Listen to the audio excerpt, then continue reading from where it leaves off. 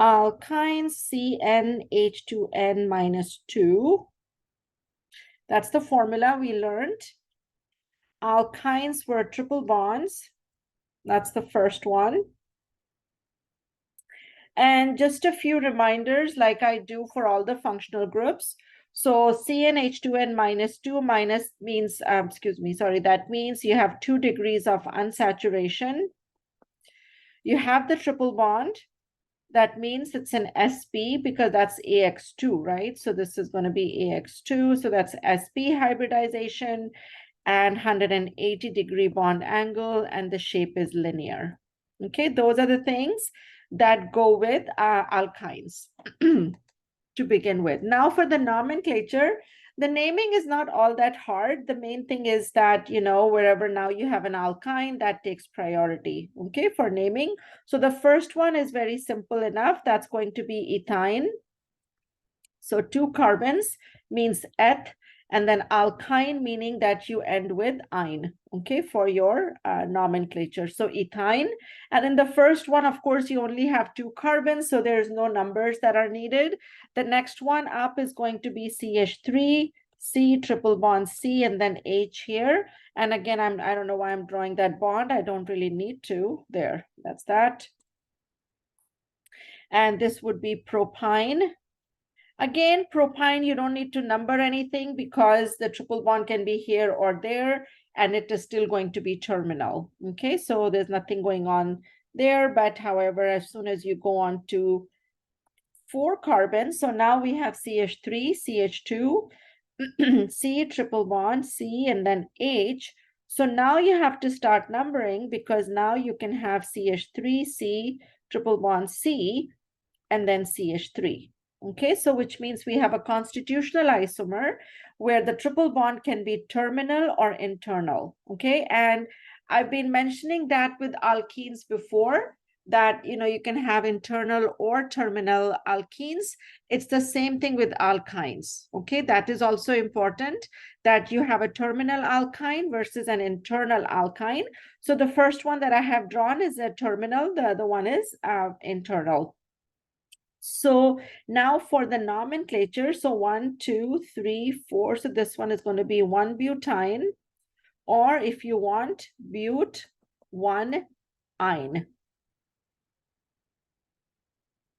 So the but-1-ine, that's the new nomenclature, okay? So the 1-butyne is an old one. You can give me whichever one, it doesn't matter. The but-1-ine is fairly easy also to do, okay? It's not all that hard. So then this one is going to be, the next one is 2-butyne or but-2-ine.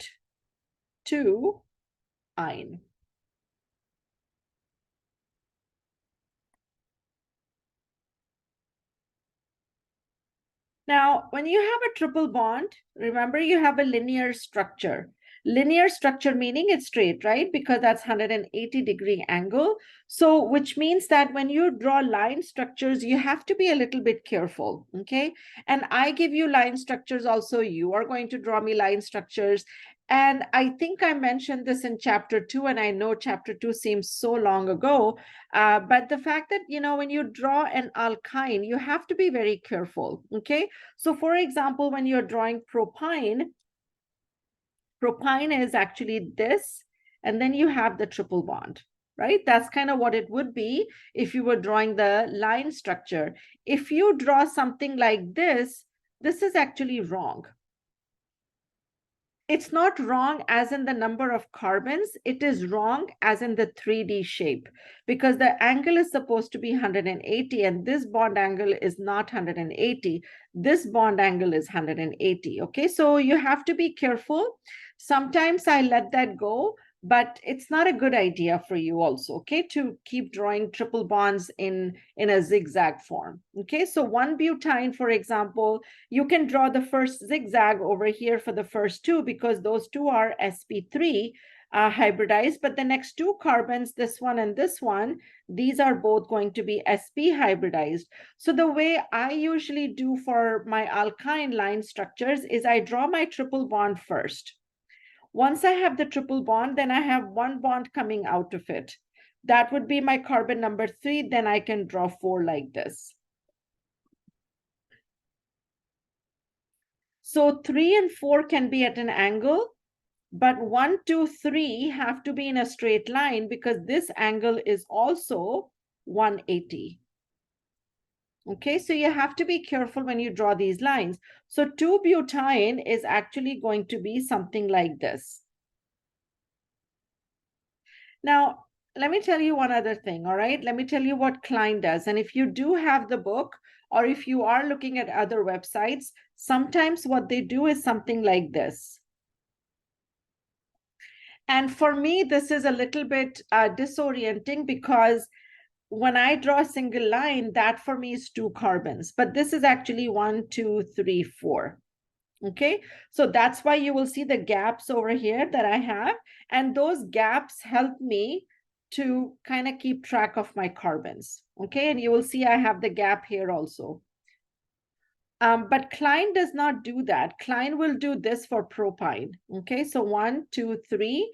That's what he will do for propyne. So you really have to be careful. And when you draw these things for me, you have to be careful because if you draw something like this, then I'm not really quite sure what you, okay, is this a carbon or is this not a carbon? Okay, and that's when I start drawing question marks. I'm like, I don't know what's going on with all of this. Okay, so be careful when you draw your structures. Either write the CH3 or leave a gap so that I can also tell that you have, a CH3 or a carbon there. So that way we are, all on the same page with that. Okay, so that was just a little bit about how you're going to be drawing the structure. Now let's get back to nomenclature.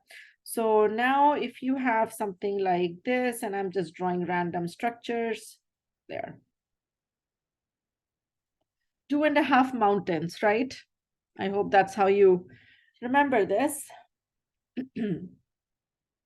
So no matter how I write the structure, no matter how it is given to you, always start your numbering from the triple bond. Okay, so 1, 2, 3, 4, 5, 6. The rule is still the same. That is, you still have to find the longest chain. Okay, so here the longest chain is going to be hexyne, and this is hex 1 ine. But now, of course, on the third carbon, you also have an ethyl group. So 3 ethyl, hex 1 ine or 1 hexyne. It's up to you how you want to write that. Now, if you have an alkene and an alkyne, let's do this. So if you have an alkene and an alkyne and you're like, I don't know what to do, so here is what you do. You write ene and then you write the ine, and then you do it alphabetically, okay? Because alkene and alkyne, they don't have preference over each other, okay? The way I drew it is that they do because they are both terminal, okay? So in this case, you have to choose, okay, where you're going to start numbering. So in this case, because in both of them are terminal, you take alphabetically. So in alphabetical case, the ene is going to win because that's an E versus the Y. Okay, the Y from the ine. So now it will be 1, 2, 3, 4, 5, 6, 7. So we know it's going to be 3-methyl for sure.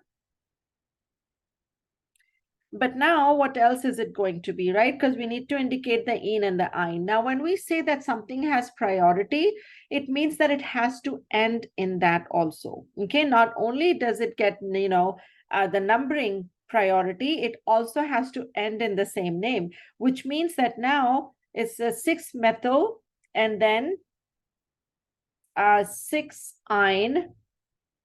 So you're treating and there's a dash here, okay, between the 6 and the ine.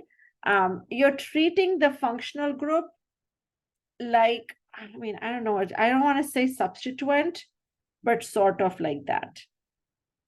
And then ine, and then it is going to be hept 1 ene. I know, it's such a weird name, but that's what it is.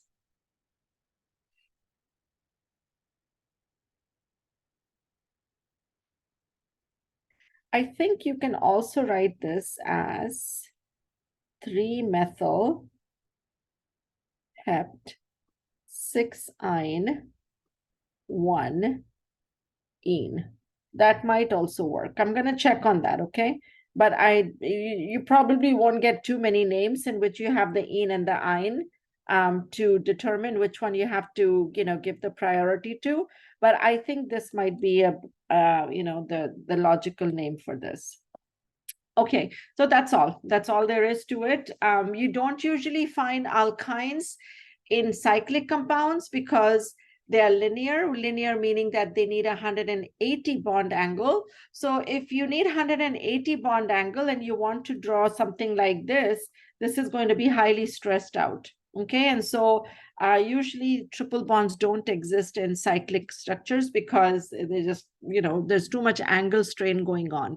So they prefer not to. So which means that you really have to have large rings for this. So large rings meaning like, 8 or 9 membered ring, which are not very stable anyway. Okay, you know that 5 and 6 membered rings are the most stable rings. And so after that, the rings start getting floppy and they just, they're not very happy rings.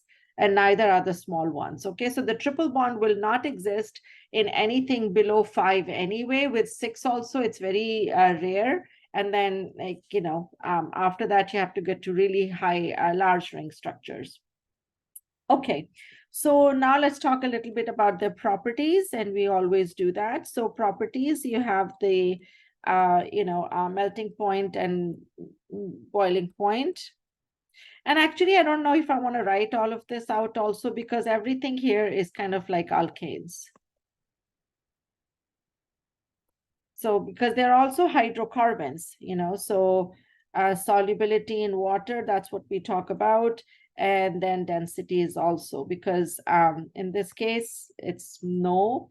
And melting point, boiling point is low, then solubility in water is no, density is lower than water. So no need to write everything, I mean, it's the same thing as alkanes and alkenes. All of them, these are all hydrocarbons. This is just unsaturated because you have the degree of unsaturation in there. So it's unsaturated. That's all. Other than that, everything else is the same. Any questions? Anything you want to ask before I move on?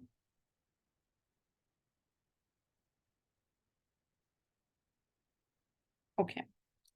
So then the next thing I want to talk about is another property, but this is a chemical property that I want to talk about.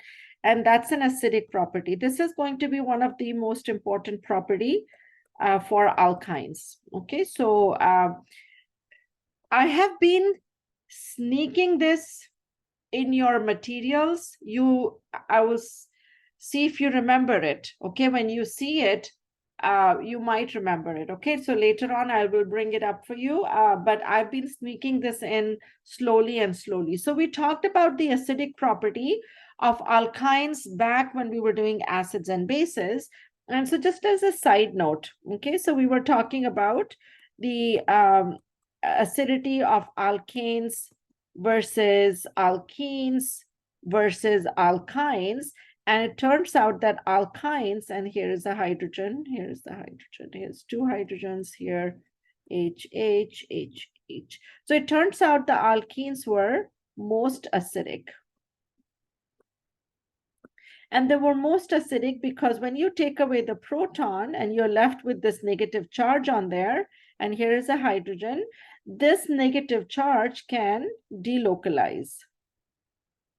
And I mentioned that word to you, and we used it a lot back when we were in chapter 2 and 3. So delocalization. So when you have delocalization of the negative charge on the triple bond, that means it has more room, to hang around. So like, a studio versus a 3-bedroom, so now you have the electron kind of just, roaming around the 3 bedrooms, which are the 3 triple bonds, the 3 bonds there. So you have all these pi bonds, and so the electron is delocalized. So that causes stability of that ion, okay, versus something like the alkyne, the alkane, And this was the question I asked you in your makeup, in your extra credit also, as to which one is going to be the most basic or the strongest nucleophile. And the strongest nucleophile actually is going to be the conjugate base of the weakest acid. So here you have no conjugation going on. You have no localization, delocalization going on. Nothing is happening, which means that this base is not stable in any way. So which means it's very reactive, which means it's very strong base. Okay, so you have to look at things in both perspectives, in acidic perspective and in basic perspective. Okay, so alkyne is a good base, it's a good acid because the conjugate base is very stable. The alkane, on the other hand, is the least acidic because the conjugate base is not stable at all. But because it is not stable, this turns out to be the strongest base. Strongest base, or in our case, nucleophile. Okay, so anyhow, so the acidic property that I'm talking about is what I just talked about. Okay, so I'm going to write this in a little bit better way. So let me bring up something that I gave to you way back. Okay, so I'm going to stop the share here for a second. So the reaction we are talking about is if you take an alkyne and you treat that with a base. So I'm just going to write the stronger base here, okay? So this base is going to pick up the proton leaves with its electrons on the carbon. And so now you get something like this. The NH2 minus becomes the ammonia. Okay, that's ammonia. You don't have to write ammonia, but just in case. And I'll write the other one also because I do want to mention it to you, okay? Because it's important to know what kind of base you can use.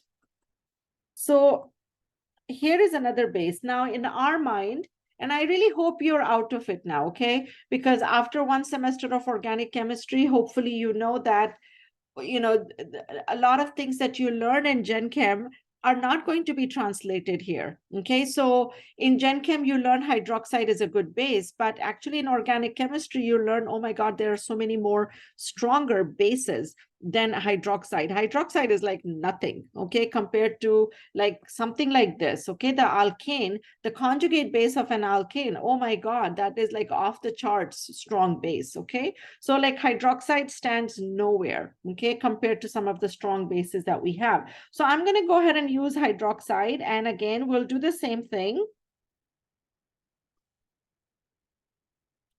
And now you have water.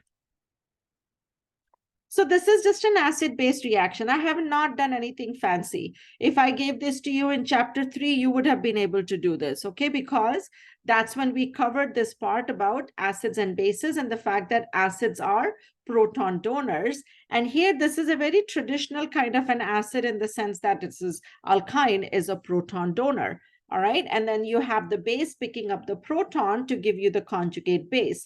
So now the question is that I want to bring forth to you is which reaction is better, okay? Is reaction number 1 better or is reaction number 2 better? Because you have two different kind of bases, okay? So as I just mentioned to you, that when we think about a reaction that's going to happen, we have to look at the products also.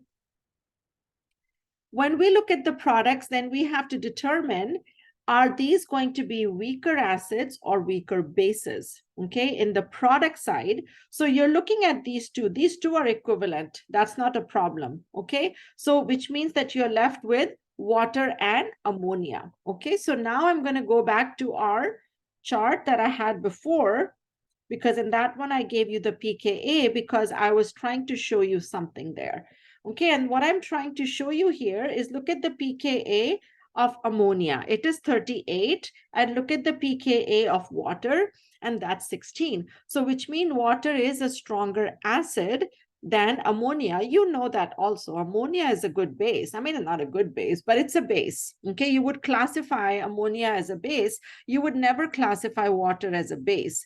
water is traditionally like an amphoteric substance. It can be both, okay? Ammonia cannot be both. Ammonia is traditionally a base, okay? So what does this reaction tell you? This is exactly the same reaction I just wrote in our notes also, okay? So you have the alkyne reacting with an amide, you have an alkyne reacting with an oxide, hydroxide, and the products, the weaker base that you're getting, the weaker acid, excuse me, not base, the weaker acid that you're getting is actually ammonia. Water is a stronger acid. And why am I talking about acid? Okay, why not base?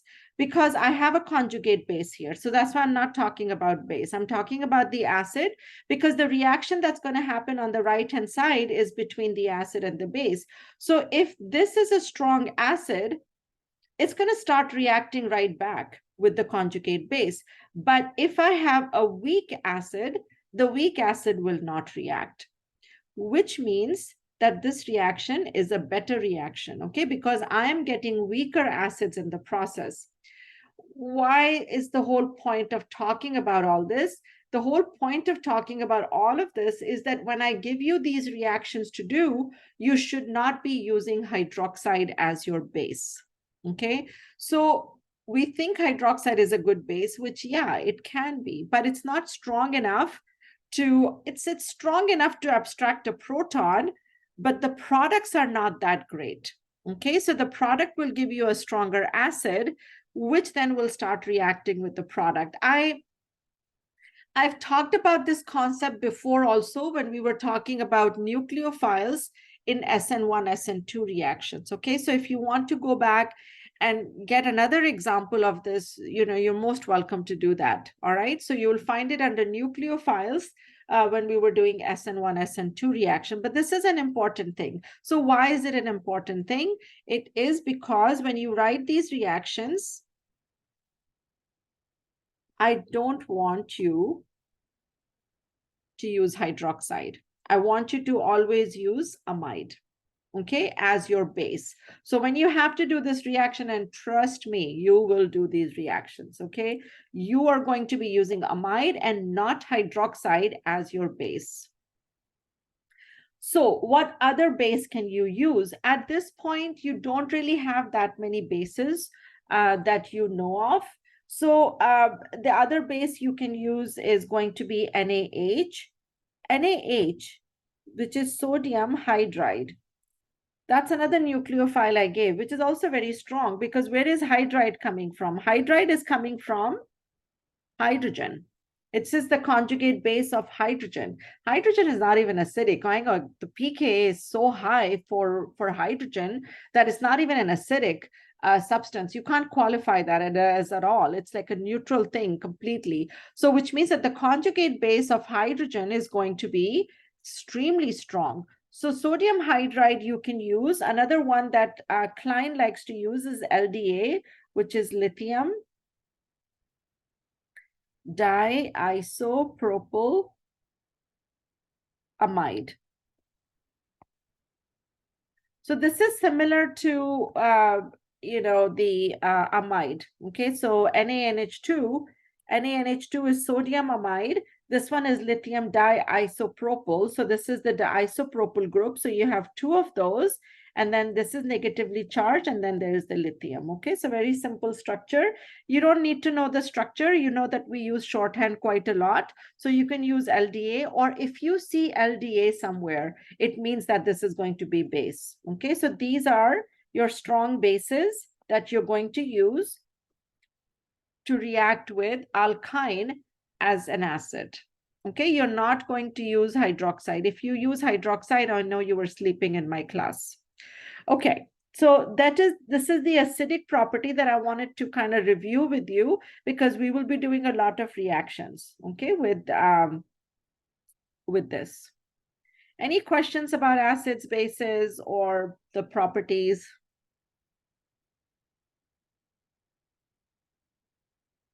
Okay. You can probably see by now that a lot of things that you have already done, chapters 1, 2, 3 until chapter 5, which was stereochemistry, everything keeps coming back again and again.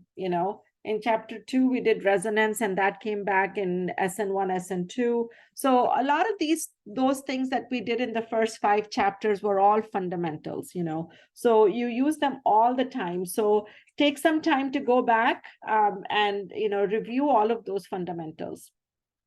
Okay. So just like we do for all functional groups, we didn't really quite do it as traditionally for alkenes, but we'll do it for alkynes, and that is synthesis. In the case of alkenes, the synthesis of alkenes was actually all the elimination reactions that we did. E1, E2, that was nothing but synthesis of alkenes.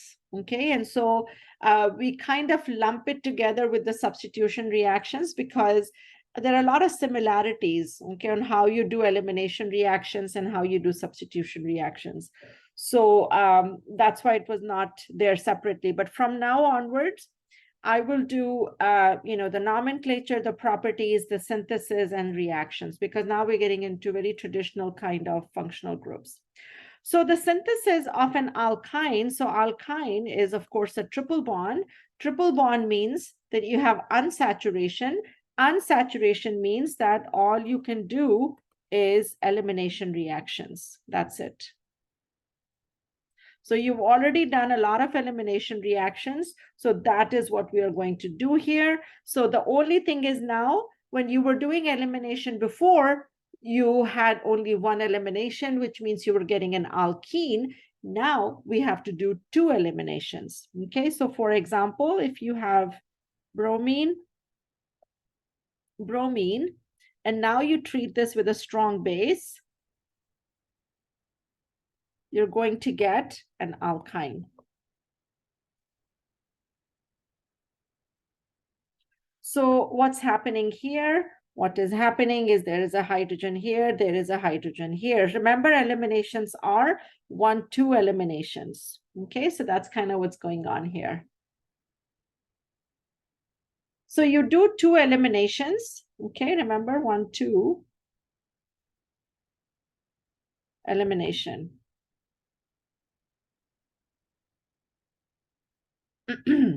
And the whole point of learning all of these reactions is so you can do even more with them. And let me go ahead and erase these because I want to show you one thing really quick, is how do you get this? How do you get this? Okay, and let me eliminate the hydrogens also from there so you can clearly see what's going on, because sometimes the hydrogens are distracting. So here, what do you have? You actually have 2 bromines that are next to each other. So how do you get those 2 bromines? Remember, it is nothing but taking an alkene and doing a bromination on that. So you take an alkene, do bromination. How do you get an alkene? Oh my God, we are going back now, right? So you can actually take an alcohol and you can dehydrate that. You can see that you have done so much already.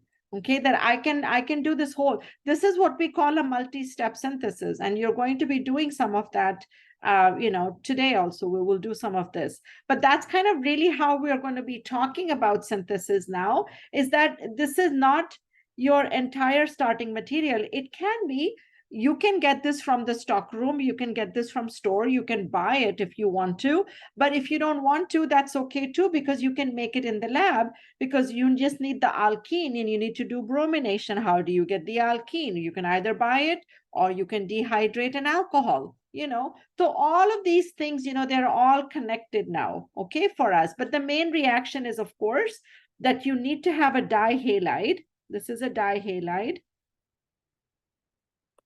And then you do elimination on that. So what kind of a base do you need for this? Okay, let me come back to that in a second, because I want to write one more reaction for you, and then I'll talk about the bases.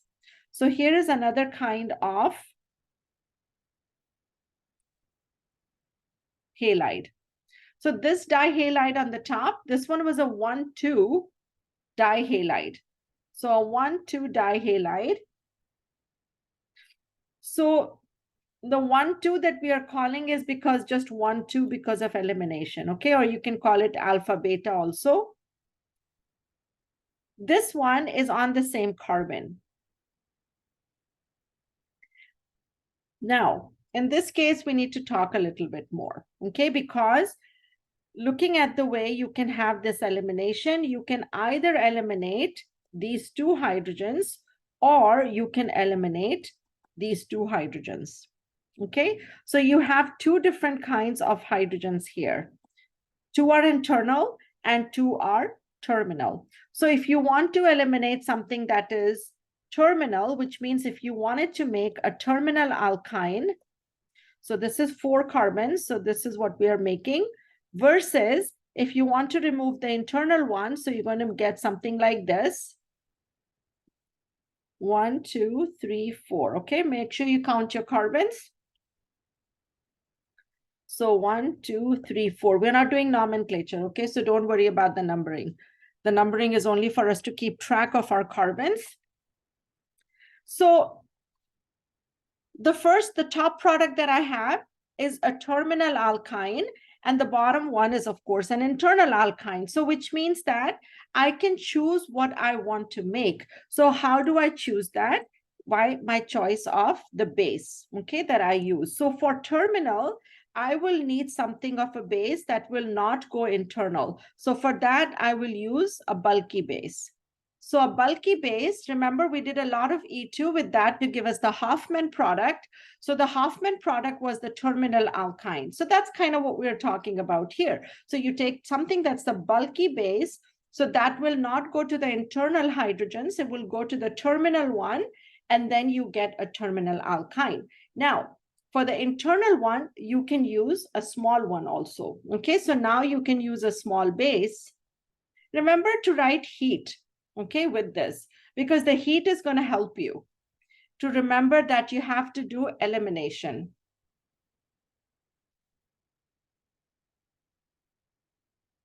Because this one is an issue, okay? And I in some cases, I did see some issue, not a whole lot, but I did see some issue where you should have done substitution, but where you were doing elimination. So this, it's, you know, it can be confusing, all right? But these kind of clues for ourselves, they help us a little bit to determine if you're going to get elimination or substitution, because it's very likely that you're thinking, oh my God, it's NH2 minus, I should just be doing a substitution. So the moment I write heat on that, that means you're going to have to do elimination, okay? Because heat will promote elimination. But because amide is a small base, now the small base can go for the internal hydrogens, okay? So you end up getting an internal alkyne. So you can determine what you want to do, okay? What kind of an alkyne you want. So the bases that you want to use are the bases I have written over here right now. So let me highlight them for you. You want to use T-butoxide and you want to use amides. Okay, these are going to be your two bases that are going to be extremely common when you do these elimination reactions. Let me mention one more thing here, okay, before I move on. Actually, I have to mention two things here before I move on. So the first thing I want to say is this, okay, that what you're going to see in a reaction is not like what I've written. Right now, I've just shown you how the reaction is working to get the type of alkene, okay, whether it's going to be a terminal or internal. Remember, internal means that it is just, you know, a little crowded, okay? Terminal means that it is less crowded. So the way this reaction is going to be written, okay, so if you have bromine like this, it's going to be written like this. So you have excess, this excess here, this is my short form for writing excess. Excess means you have enough of it. You don't have to worry about mole ratios or running out of it or limiting reagents, none of that stuff. You have enough of the T-butoxide, because you technically speaking, you need 2 moles, right? One for the first HBr, and then you need another mole for the second HBr. So you need 2 moles. So that's why we write excess, that we have excess of T-butoxide. You can write excess wherever you want, just so that you know that you have enough of it, okay? All right, so that will be the one thing. And then there might be heat written on there too. And then there is a second step on there, okay? And the second step is going to be water. So I want to tell you what the water is for. So this one here is this.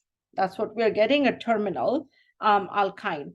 So what happens is that when you have too much of T-butoxide in there, you end up actually deprotonating the alkyne, okay? So you get the alkyne, but you don't really get the alkyne, you actually get, see, this is the alkyne you would get, but because you have excess of the base, this proton is going to go away and you will end up having the conjugate base. So the first step actually gives you this, and then the second step is when you have water, and then this will pick up a proton, and then you can protonate it, so that way you get your product, okay? So now, if you write T-butoxide for me and you don't write water, I'm fine with that, okay? Because it's our understanding, okay, that you are going to have a proton there. But if you see this in the exam or on a quiz or something like that, don't think about, oh my God, what am I supposed to do with the water? The water is just to go ahead and protonate things. And you will see that going forward from now onwards, is that we use water a lot for protonation. Okay, so when you do your reactions, you do all the reactions, but then sometimes your organic compound is actually in ions. And so to protonate those ions, you have to use water. So that is called the workup part of the reaction of the synthesis. Okay, so when you see water, don't freak out, okay? Sometimes the water is a solvent also, and in solvolysis, we have used water as a nucleophile also, but that's a different thing, okay? When you see it as 1 and 2, it means that it's going to just protonate your product. Now, you cannot write like this, okay? Don't write like this. This is absolutely wrong. Okay, this is not going to work. I need to get my red pen out now. Okay, so this is not going to work at all. Because what this means is that you're adding the T-butoxide and the heat and the water, everything is being added together. And that's not possible because the water is going to start reacting with your base and boom, that's it. You're done. Your reaction is not even before starting, you finished your reaction. Okay, because you destroyed your reagent. So you have to learn how to write all of these things so they mean it, okay? And it's you mean also what you're trying to say, okay? What this conveys a very different message than what I have written up here. So this is the correct way of writing it, okay? Any questions, any concerns about this reaction? Okay, couple more things and then we'll do reactions. So one thing I want to mention, and I know this is kind of a side thing, so please write somewhere on the side for yourself, okay? Because this is not super critical, but it is kind of and I wouldn't say important thing, but it's somehow we used to classify compounds. So when you have a 1,2 dihalide, okay, when you have a halide that is next to each other like this is called vicinal, or for short, Vic. So vicinal means next to each other. And it's not just for halide. It can be for other functional groups also. So next semester, when we do alcohols, we will have the same thing with alcohols, okay? And you already have made vicinal alcohols, okay? If you remember, when we took alkenes and treated that with osmium tetroxide and KMNO4, that was actually vicinal alcohols, okay? So that's called vicinal. What I have here, which is alpha-alpha bromine, alpha-alpha dihalide, this is called geminal. Gem for short, and this is on the same carbon. What is on the same carbon? The bromine. Okay, the bromines are on the same carbon or they are next to each other. Now, again, as I said, this is not a super big deal, but it is just one of those nomenclature thing that, we kind of know and we talk about it, okay? So I should have probably brought it up when we were talking about alkene addition reactions, but I forgot completely. So there also we were doing a lot of vicinal additions, okay? So this addition that we did here, I know I've written so much on this paper now. This addition that we were doing on this alkene with bromine is a vicinal addition. Okay, so how do we get the geminal? Don't worry about it now because, you know, there's just so much more to learn right now. One thing I want to tell you about synthesis, the last thing I want to mention about synthesis, when you do elimination, do not use dehydration for elimination. I shouldn't say elimination, for alkynes.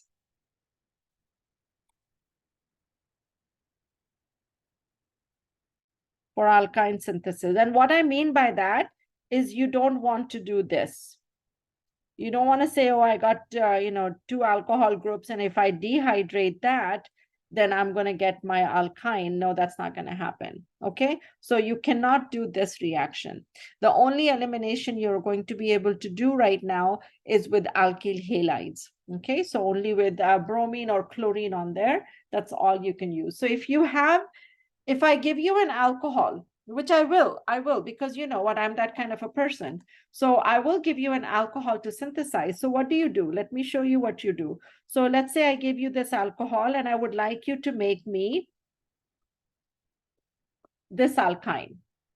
Okay, and I say, okay, how are you going to do this?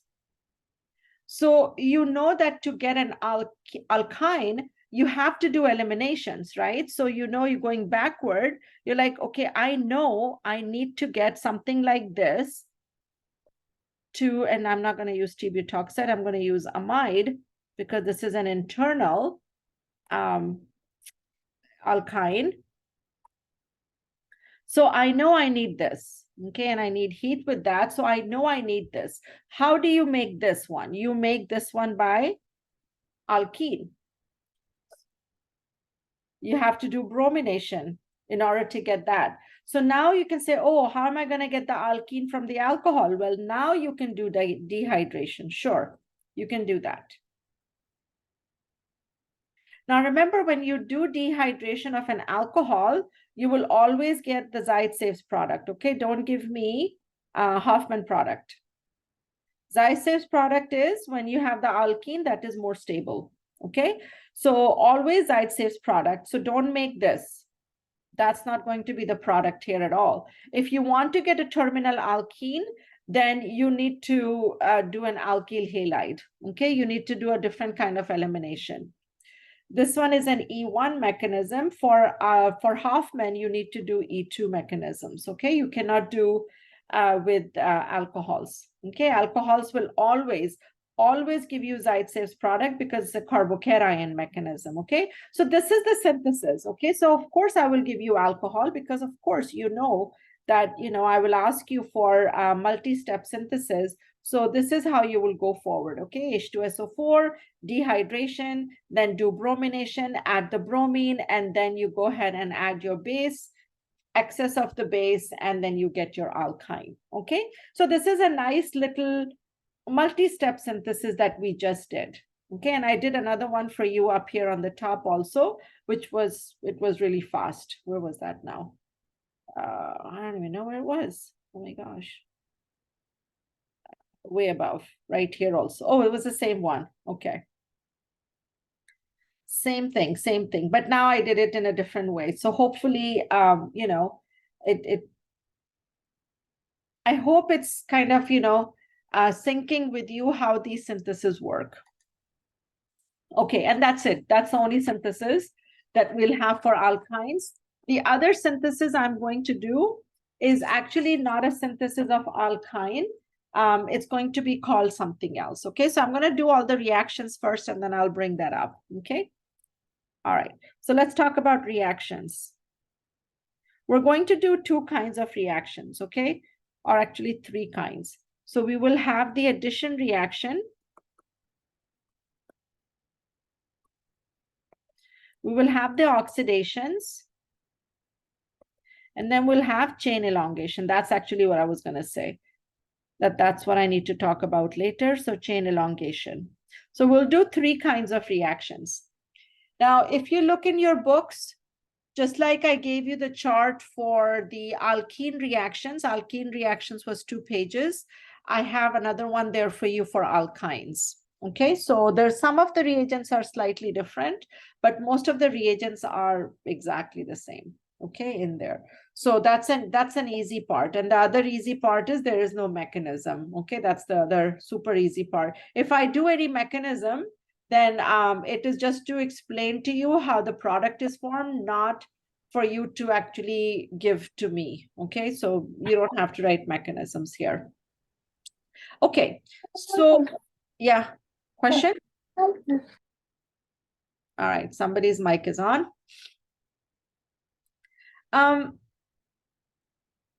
What did I want to mention over here? Yeah, one thing I want to mention before I start doing all the reactions is when you did the addition reactions on alkenes, let's say you had something like this, and you added bromine to this.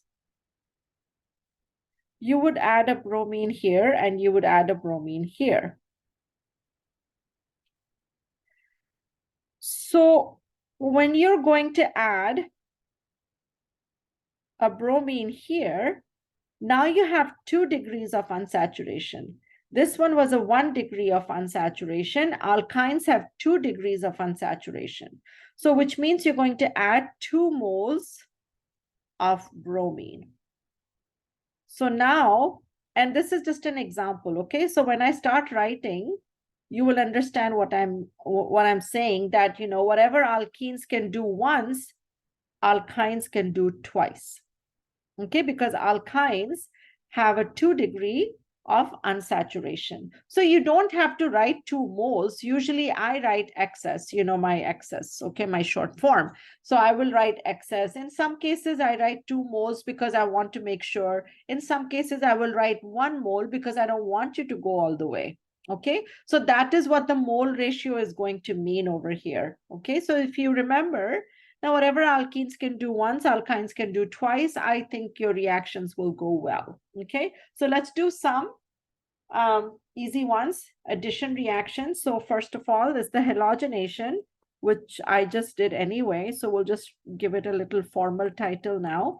Halogenation, addition of X2. Remember, X2 is going to be either Cl2 or Br2. Okay, no F2 or I2. We don't do any of that. And I'm going to work with propyne because propyne is what we call an asymmetric alkyne. Okay, what is an asymmetric alkyne? Asymmetric alkyne is where you have a hydrogen on one side and carbon on the other side. A 2-butyne, this is a symmetric one because on both sides it's exactly the same. Okay, it's internal and it is symmetric. So 2 things are going on for it. Okay, so I want to take a terminal alkyne, so it is asymmetric. So if I need to show you something different, I can point that out to you. Okay, so propyne, and you don't need to write the hydrogen. Okay, if you don't want to, that's totally fine. So here, if we add Br2, I'm going to write this step by step. Okay, so if we add bromine to this one, you will have, of course, the CH3 is going to be there, and then you'll have CH. You will add only 1 mole of bromine. Or you can write it like this also if you want, okay? Because you will still have the alkene, and suddenly, oh my God, I've broken all laws. Right there, there we go. No hydrogens.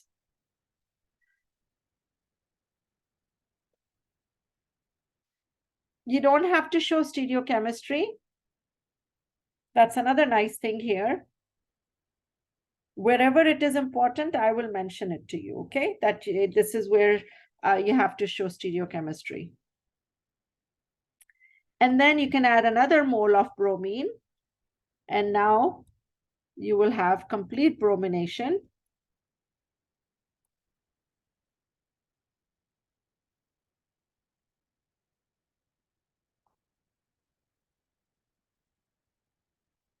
I can also write this. and be done with it. So if I give you bromine, now generally when we say Br2, sometimes you might feel there is a confusion, like did she mean excess, or am I supposed to just use 1 mole?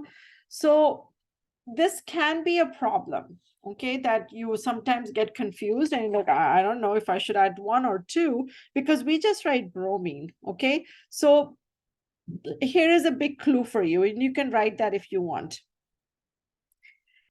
If I want you to add only 1 mole of bromine, I will write 1 mole bromine. I will write that. If I'm adding bromine, it means everything is excess. That's it. Okay? And that's usually how we do in all textbooks also. So it's not just something that I do. So if you need to add 1 mole of something, then I need to specify that it is 1 mole of something. Otherwise, you are most welcome to know that it is in excess. So which means go all the way. All right. Okay, that's halogenation. Nothing very exciting here. Just addition reaction going on. Now we're going to do hydrohalogenation. Hydrohalogenation is HX, where X can be Cl or, HCl or HBr. Okay, because again, and you can use iodide also. HF, no. Generally, fluorine is like, not something that we work with. Okay, so in this case, again, I'm going to take you one by one, and then we'll talk about, the other stuff, the direct reaction also. So again, we will have the propine. And let's take HCl. This is going to be a Markovnikov addition, okay? So which means that's what you're going to get. So this is 1 mole, okay? In case you want to write, go ahead and write that 1 mole, so you know also for your notes and, for future. So then I can add another mole of HCl. Now I don't need to write 1 mole because heck, whatever, what else am I going to do?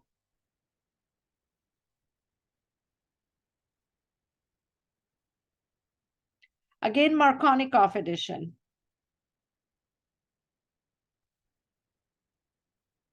Markovnikov addition means hydrogen goes to the carbon with more hydrogen. So this is geminal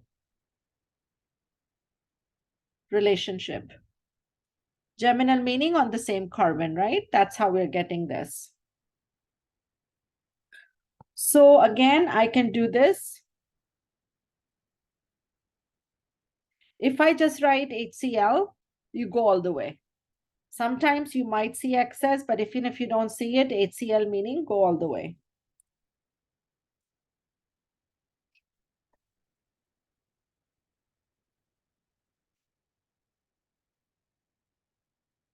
Questions, anything?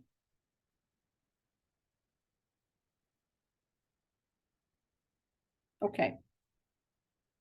Then hydration. You remember how much hydration we did for alkenes? There were 3 reactions we did with hydration. We did the H3O plus, which gave us Markovnikov product. We did oxymercuration, which gave us Markovnikov product. And then we did hydroboration that gave us the anti-Markovnikov, okay, product. So here also we're going to do the same thing, which is why I took the asymmetric alkyne. So here is the asymmetric alkyne. Here, instead of using oxymercuration as in mercury acetate, we use mercury sulfate. So the reagent is kind of similar, but you cannot use acetate here, okay? Some reagents work better for, excuse me, alkenes. Some reagents work better for alkynes, okay? So for alkenes, you cannot use, for alkynes, you cannot use mercury acetate. And then you also need an acid. It doesn't matter how you write this one. There is no 1, 2. So you can write it with a comma if you want. You can write H2SO4 first if you want. it doesn't matter. I like to see my reagent, my mercury on the top, so that's why I write it. But what this gives you is not an alcohol. So when we say hydration, in alkenes, we made alcohols, but here you will actually get a ketone.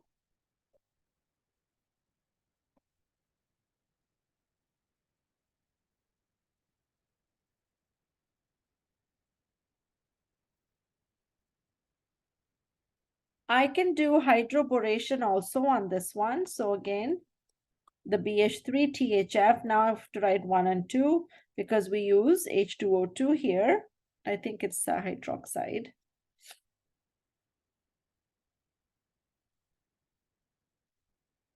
When we use hydroboration, remember we get anti-Markovnikov, okay? The ketone is the Markovnikov, and the hydroboration will give anti-Markovnikov, which is an aldehyde.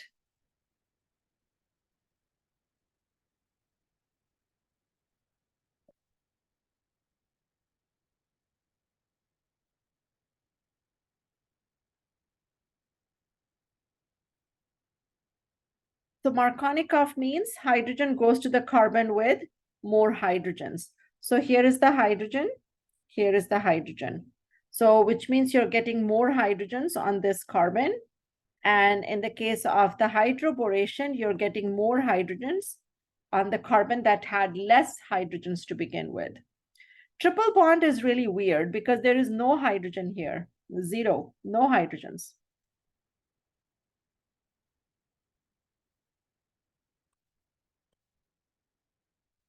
Now, some of the other reagent you will see, because I am all my quizzes and everything, they're actually coming from Klein and some other test banks. And so in that case, you'll see some other reagent. And this one here, you can also use this reagent. And this is called DIS, like DIS, amyl borane. So borane is the key thing here, okay? Because borane, wherever you see borane, by the way, whenever you see borane, borane is doing something anti-Markovnikov, okay? It's not going to be a normal reagent. So that's something you have to be aware of. Amyl actually stands for 5-carbon structure. I never talked about amyl, but amyl actually means 5 carbons. So this one, if you don't know the structure of this one, I wouldn't worry about it, but that's what it looks like.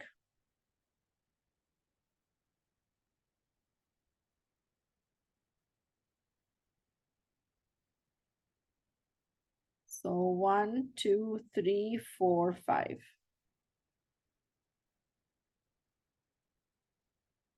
Just know this. That's what you need to know. Okay. So when you have BH3 or any kind of a borane reagent, you're going to get anti-Markovnikov product. That's what you need to remember. So that's hydration and that's it. Okay, there is no other reagent we are going to use for hydration. So in alkenes, we had so many reagents to work with, but not in alkynes. And by the way, just as a side note, if you look at the products we are making here, ketone and aldehyde, this is something you're going to cover in organic too. So this will come up again, next semester when you take organic too.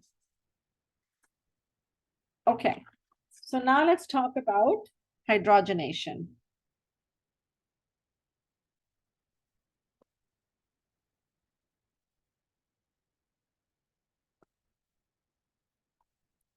Which is simply adding hydrogen. Now, there are going to be 3 reagents I'm going to give you, okay, for this. So let me write all the reagents so that way you have them together and then I'll talk about them one by one, okay? So now what I'm going to do is I'm going to take an internal alkyne. So 2-butyne.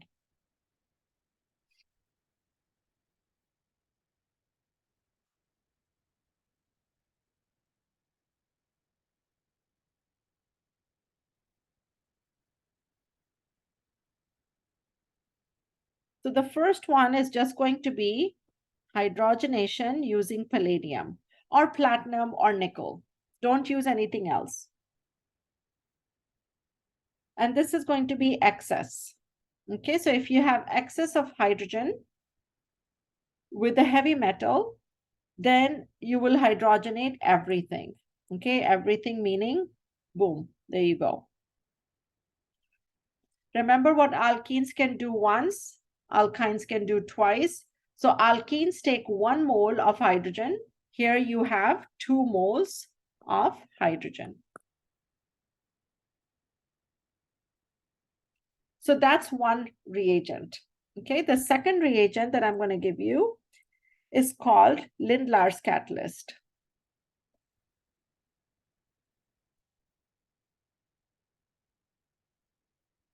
This is also hydrogenation, okay? But in this case, you're taking palladium, which is coated on barium sulfate or calcium sulfate or calcium carbonate. You don't need to remember that. If you write Lindlar's catalyst for me, that's enough, okay? But this is also hydrogenation.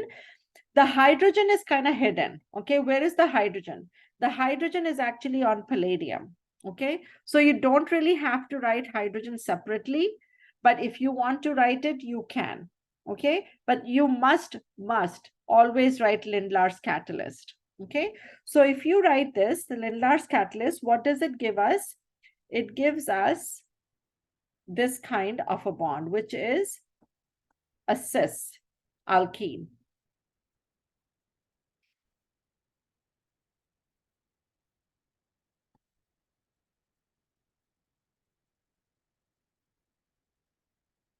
The third one I'm going to have to write down here because I'm running out of space.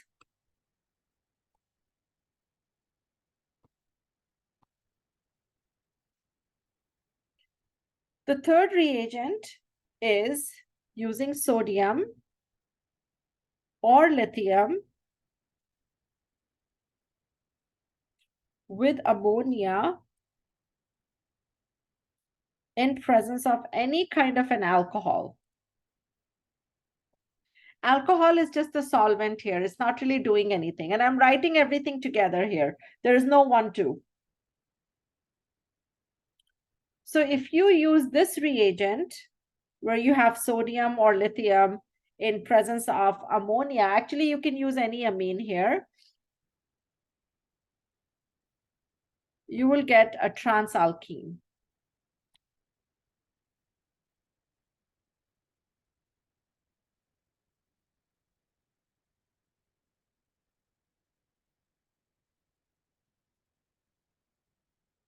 And this is an important thing. We didn't have this issue back in alkenes because alkenes, when you hydrogenate them, you end up getting an alkane. And we don't pay too much attention of, how it is adding. Although if you remember, I mentioned to you that it is a syn addition, okay, and not SN-SIN, it's a SYN, syn addition. So there is something like a syn addition and an anti-addition, right? So syn addition and anti-addition. So there are 2 kinds of additions. A syn is on the same side, and anti is on opposite side. So which means that in the case of hydrogenation with Lindlar's catalyst, you're adding the hydrogen on the same side. And in the case of sodium, you are adding it on the opposite side. So I'm going to just mention the mechanism again to you, just remind you how this works, because I did talk about it before, but let me just remind you, okay, how the syn addition is working. So the palladium is the surface, and that palladium actually attracts the hydrogen and keeps it grounded. It's like having a family that keeps you grounded. Because hydrogen is a very light gas, extremely light, and it's hard to control it. Okay, so it'll keep moving so much that it does not react with anything, okay, easily. So you have to hold it down so that when the alkyne comes along, now the alkyne can start picking up the hydrogen like this. So you can have multiple alkynes now picking up the hydrogen on the same side. And because it's on the same side, this is a syn addition. Now, what Lindlar's catalyst tells us, what Lindlar's catalyst and also the sodium, okay? In both of these cases, it's important to note, and let me get another color so that you will remember this. In both of these cases, you're adding only 1 mole of hydrogen.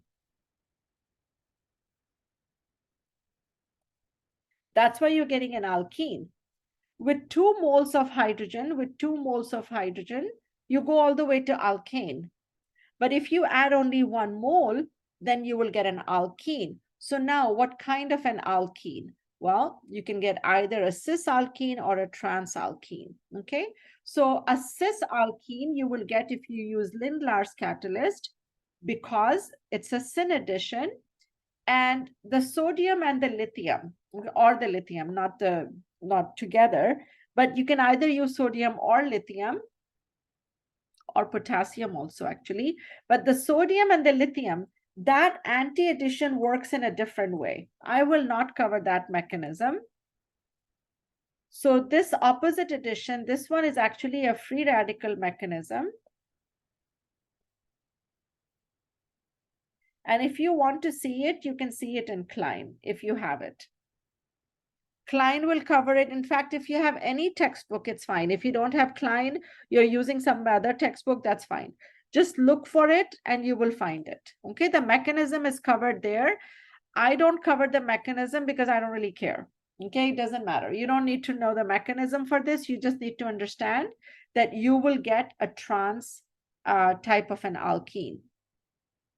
Now remember that this is only for internal alkynes. So if you have an internal alkyne, no matter how many carbons you have in there, you can get these 2 kinds of alkenes.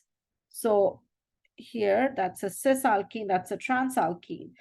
If you have a terminal alkyne, and then you use Lindlar's or the other one, well, it doesn't really matter because here is the hydrogen. So what you're adding is you're making a terminal alkene. So if you have a terminal alkenes are neither cis nor trans. You know that already, right? They don't have EZ because it's terminal. Okay, both of these hydrogens are the same. So when you do the E and Z, you can't do anything because these 2 groups are exactly the same. So you have to watch out for that. Okay, so you can write the stereochemistry still if you want to, but really it's not important. Okay, so for yourself, if you're like, okay, you know, just for myself, I'm going to write it. So what I mean by that, let me show you what I mean by that. So here, for example, on the top, okay, in the top, let me write here.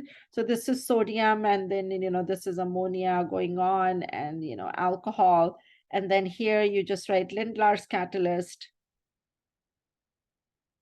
So this is giving you a syn addition. This is syn, and this is anti, right? So if I say, okay, you know, draw me something with, you know, Lindlar's catalyst. So I say, okay, what will you get if you treat this with Lindlar's catalyst? So if I say this, then you know that you're going to add the 2 hydrogens. Again, it's a 1-2 addition, okay? Don't forget that. So 1, 2, 3, 4, okay? 4 carbons. And then you have the double bond here. Now for yourself, if you want to write this,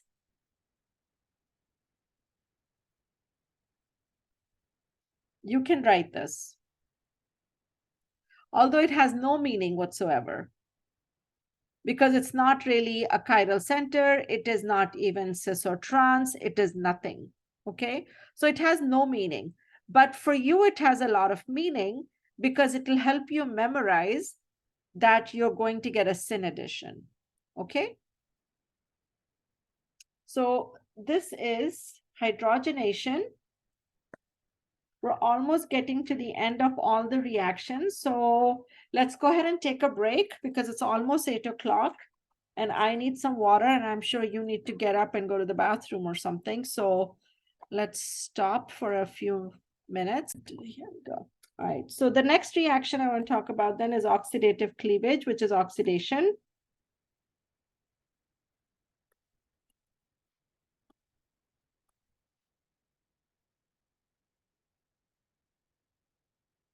Now we've done this one before with alkenes.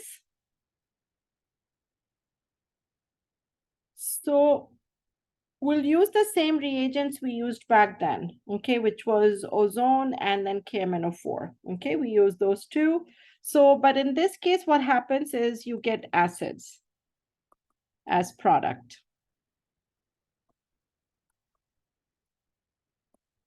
In alkenes, you might remember we got aldehydes and ketones, depending on what kind of an alkene it was, how much substituted it was. So we got aldehydes and ketones. Today, for alkynes, we are going to get acids, carboxylic acids, okay? So let me take an internal asymmetric. Let me take an asymmetric internal alkyne. So if you treat this with ozone or KMNO4, both of them work the same way. In alkenes, they were working differently, but in alkynes, they both work the same way. So what you're going to do, cleave it in the middle as usual. So 1, 2, 3, and then you have 1, 2. So you have two fragments, one of 3 carbons and the other one of 2 carbons. So the first one, which is 3 carbons, you write the acid, and the other one is 2 carbons, and that's the acid. So you get 2 fragments. So carboxylic acids. Very easy. Now, if you have a terminal alkyne, so if I took propine, like I've been doing before, and you treat that with ozone or KMNO4, you still do the cleavage, you still cleave. So now you have 1, 2 on one side and only 1 on the other side. But there is another issue here. Okay, so you do get the acid. You get the acid on the left-hand side, which has the 2 carbons. But on the terminal side, you get carbon dioxide.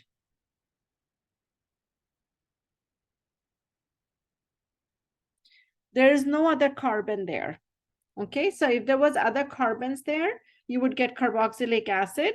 But because there is no other carbon there, that way you get only carbon dioxide. Okay, so that's something a little unusual about doing oxidative cleavage for alkynes.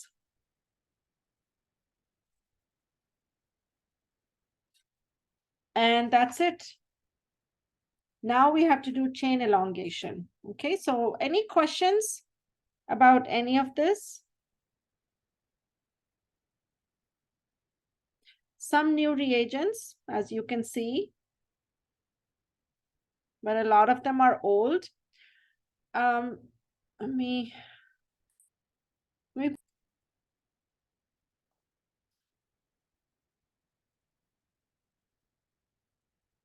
So we've done 2 of the 3 that I said, the addition reactions we've done oxidative cleavage, and now for the chain elongation. So what really you're doing here in the chain elongation is exactly as the name says, you're elongating a chain, okay?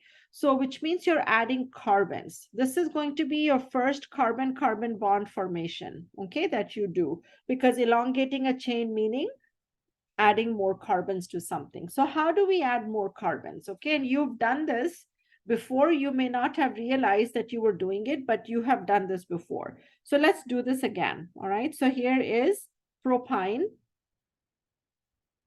What I'm going to do is I'm going to treat that with a base. And you get the alkynide ion. This is called alkynide ion. So alkyne and then alkynide.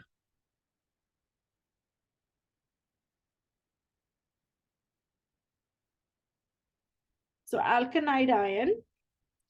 Now, the way I gave this to you before was I gave this to you as a nucleophile, okay? And then we did this in the substitution reactions where I gave you then a substrate. And the substrate is, of course, an alkyl halide. So now all you're going to do is going to do a substitution reaction, which is that. So now 1, 2, 3. That is your first chain. Your second chain is also 1, 2, 3. It's really important to keep track of your carbons, okay, when you do chain elongations and when you form carbon-carbon bonds, because it's easy to lose track. So the first one, 1, 2, 3, is 1, 2, 3. Then you have a bond, and then you have 1, 2, 3. So 1, 2, 3.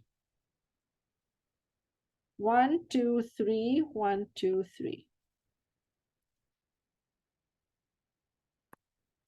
This here is the new bond that you formed.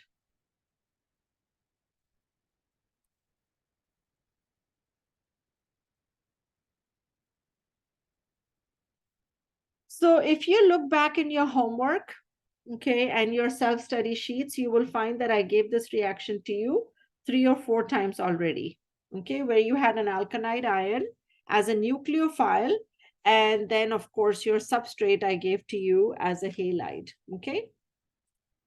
So this is called chain elongation, and we use this a lot in order to form long chains. And you can form whatever you want with this, okay? So you can join, 2 carbons on one side and 5 carbons on the other side, or, 2 and 2, whatever you want, okay? You can make from there. So generally what I say for you is that, okay, I'm going to give you this and this, make this, that kind of a thing. And this, of course, I have to clarify for you, like, okay, what do you have to join? Okay. So for example, I will say that, oops, wrong color.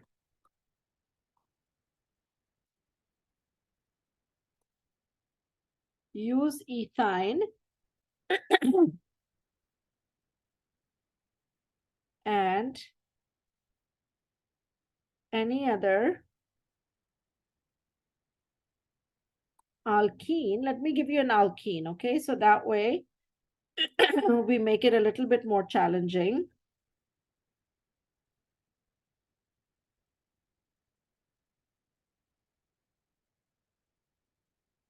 To synthesize one heptine.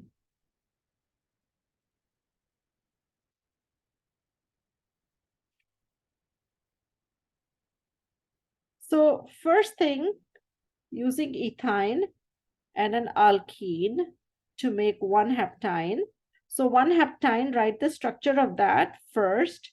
So 2 carbons, that's what I always do. Write my alkyne first, and then from there I will count. So here is my straight chain, straight carbon bond, and then 1, 2, 3, 4, 5, 6, 7.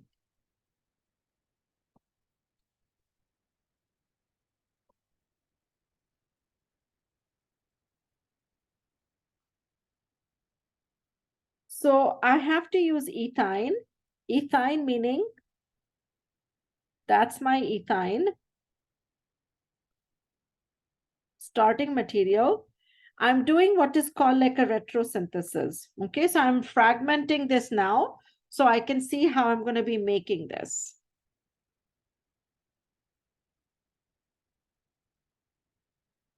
And here, this is going to be my alkene.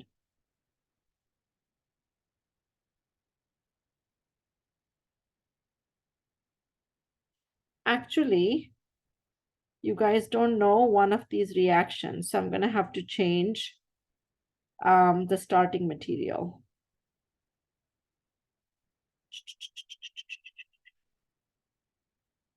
Okay, so let me change, or I'll change the product. Give me 1 second.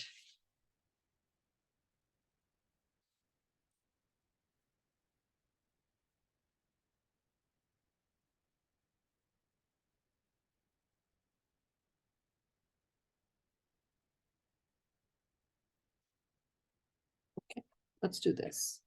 I think this one will be better for us to do. Okay, we'll keep that one heptine and then we'll add something to it. Okay, so here, let me rewrite that. Let me rewrite that. Because otherwise you're gonna have a hard time making it. Okay, so 3-methyl, 1-heptine. So 3-methyl meaning I have a methyl group here.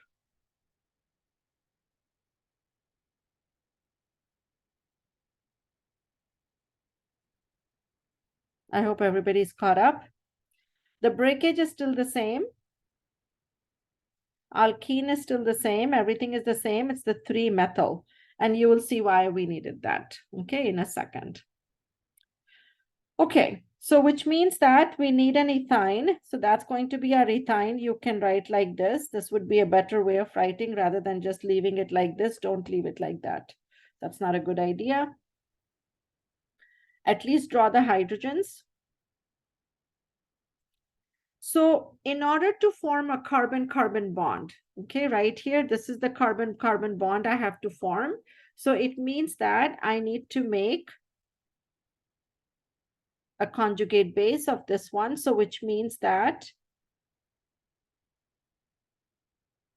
this is what I need. Now you can write like this, okay? If this is bothering you, go ahead and write like this, show the carbons, okay? So that way you can clearly see what's going on. Now the alkene that you need is, let me highlight the alkene that you need. It's this one. This is the alkene. So let's count the number of carbons on this one. So 1, 2, 3, 4, 5, 6. I hope I didn't miss any carbon. 1, 2, 3, 4, 5, 6. Yeah. Then we have 6 carbons on the alkene. So let's get the alkene. 1, 2, 3, 4, 5, 6. Since my bond is on the second carbon of the alkene, this carbon right here, I can have 2 combinations of the alkene. Okay, I can have the alkene here, or I can have the alkene here. Because in both cases, this is the carbon that needs the attachment. And what I really, really need is actually this. Because once I have my nucleophile, I just need a substrate now. And the substrate that will give me the product is when the halide is on the second carbon, because that's the one that needs to be bonded. So if that's what I need, then I need to select which alkene do I need here. So alkene to a halide, I need to add HBr. Add HBr to the alkene. Now, if I add HBr to this one, if I add HBr here, then my Br can go on carbon number 1 or carbon number 2.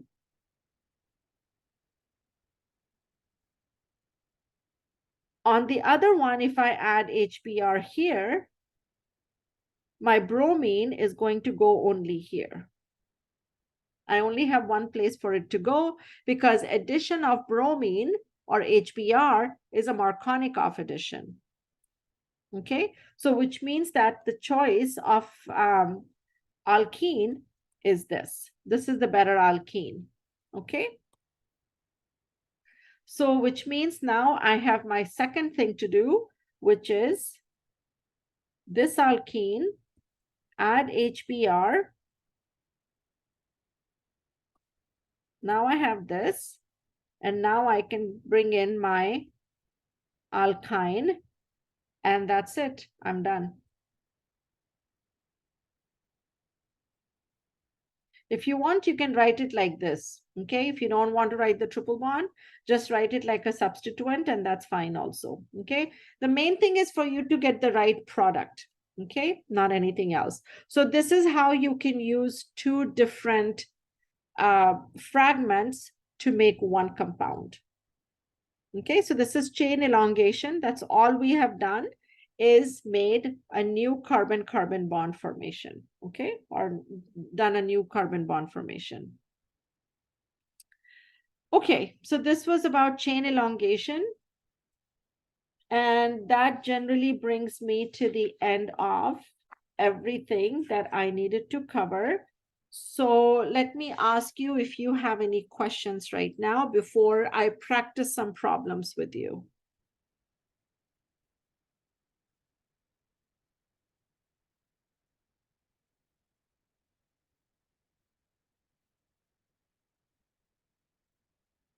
Okay, no questions. So let's do some simple problems, okay?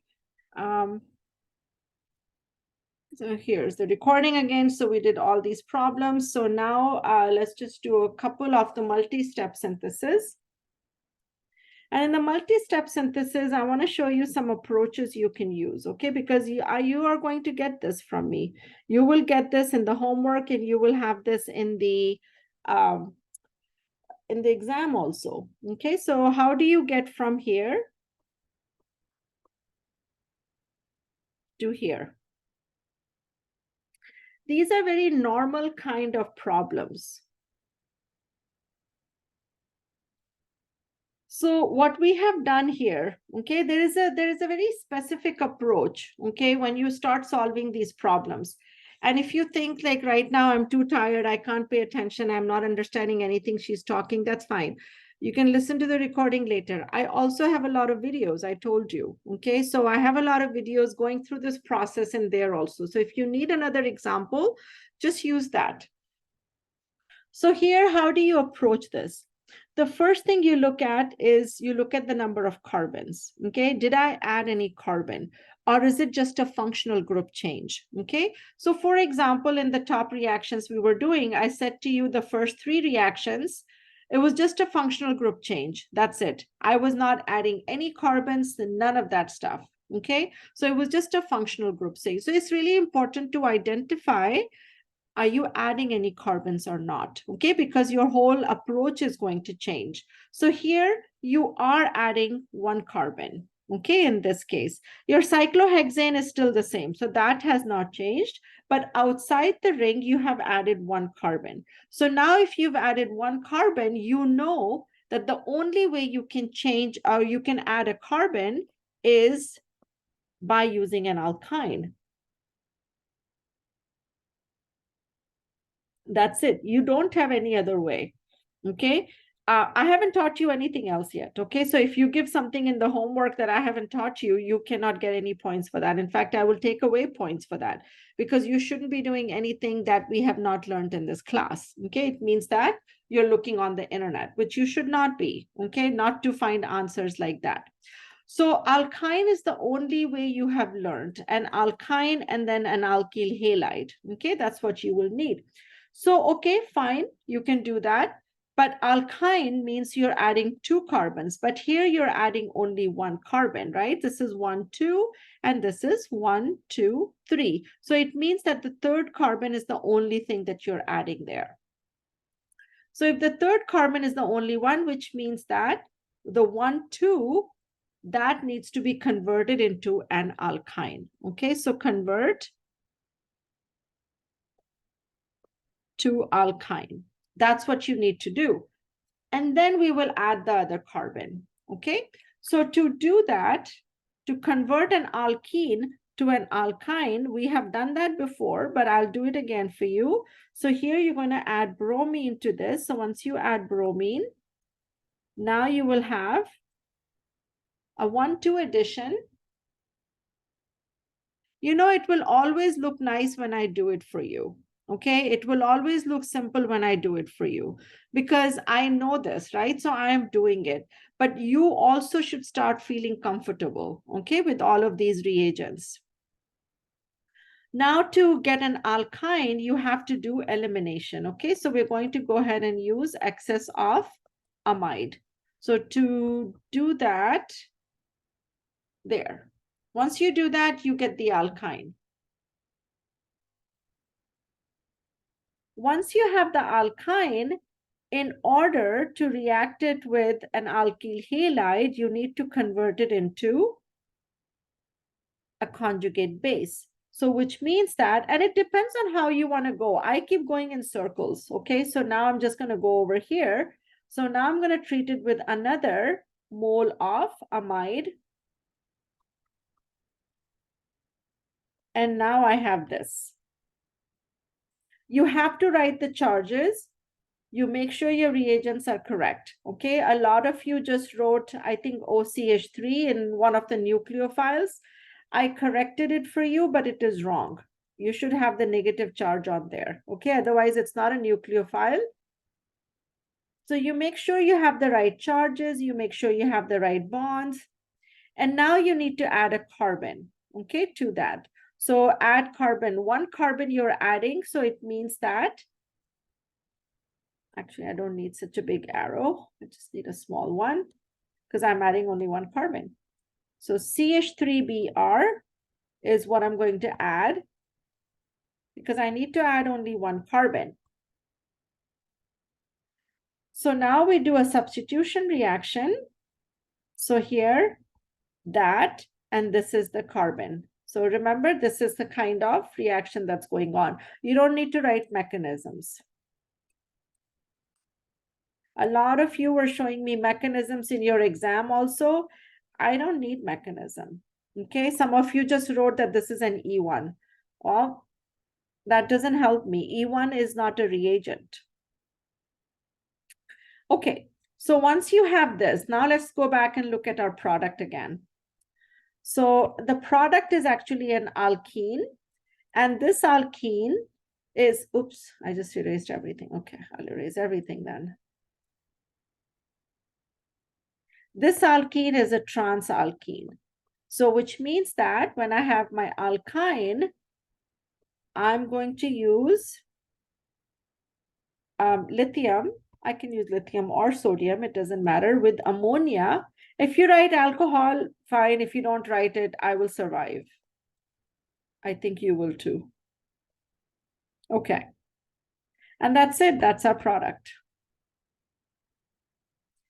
All these reagents and all this synthesis, this works really nice only if you know your reagents. So you need to know your reagents. That way you can use them as you need them. And the thing is, there is no point in memorizing a synthesis because you're not going to get the same synthesis again. Okay, we have a gazillion synthesis out there. So we can do all of this. Okay, we can do more and more. And you will see that in the videos that I have for you on there, there is more, you know. So we can, you know, have many synthesis. So that's not what you memorize. You memorize the reagents. Okay, and that's how it works. Okay, so now let's do another one.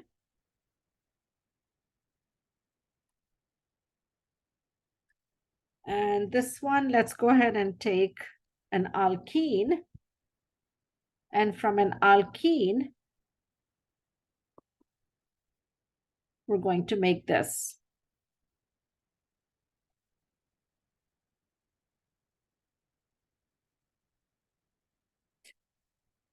You will see here that I'm not only just doing alkyne reactions, I'm also doing alkene reactions.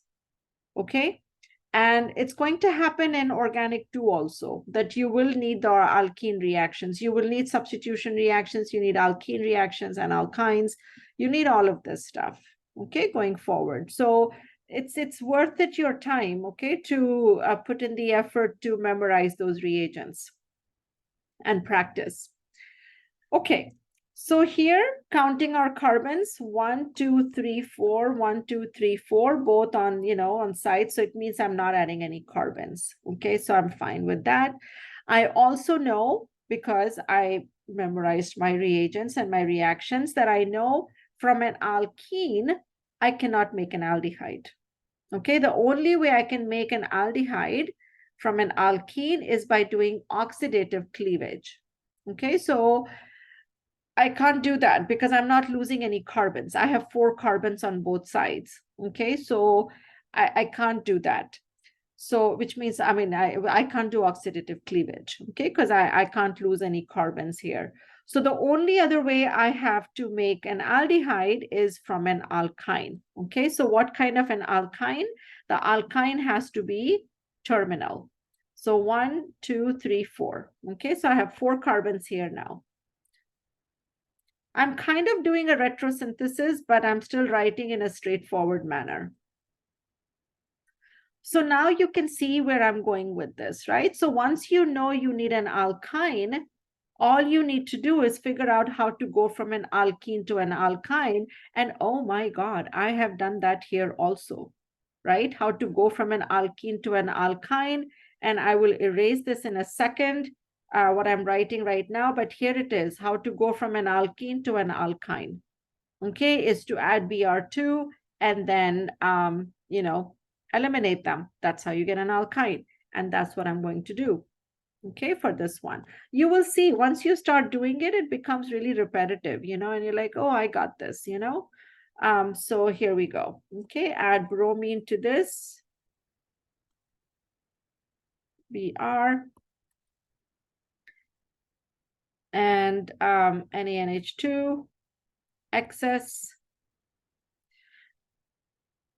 The bromines are already on the end, so you don't have to worry about what kind of base you use. If you use sodium amide, that's okay. If you use T-butoxide, that's also okay. Okay, it's completely fine.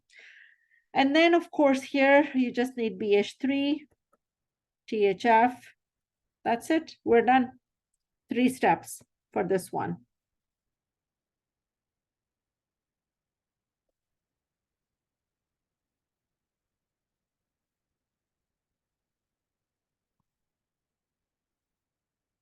So that is doing multi-step synthesis. I would suggest that you take some time to absorb all of this and, then look at this. And if you have Klein textbook, I don't know how many of you have Klein. If you have an old textbook, that's fine, because I know a lot of you were not able to get on Wiley Plus. But if you have the Klein textbook, okay, he has a lot of these small molecules. That's where I got these molecules also, okay, to synthesize. The ones I have made small videos of, that also is coming from Klein. Okay, so I'm not doing anything that is completely out of the ordinary, or that I'm creating some huge problems, if out of my mind. I'm not doing that. I'm just using the textbook problems. Okay, so those are designed according to what you are learning and what you have learned. Okay, so go through all of that, and that will help you, hopefully.